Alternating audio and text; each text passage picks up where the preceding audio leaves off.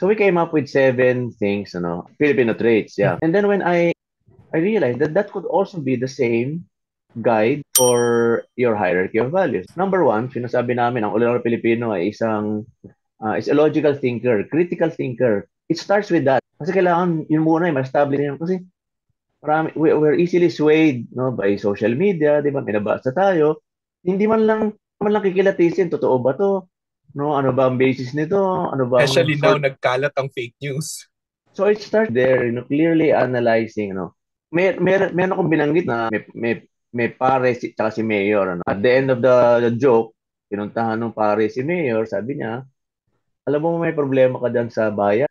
Marami nadudulas dyan sa hagdang bato sa bayan. Yan, okay. Nagtawa na nagtawa si Mayor, no? Kasi actually code word yun, no? It was a code word for a sin that the people were committing quite often. Tapos nirealize niya, ay, hindi alam ni Father yung code word namin. Okay. So nagtawa. Sabi nung pare, ba, Mayor, nagtawa ka pa.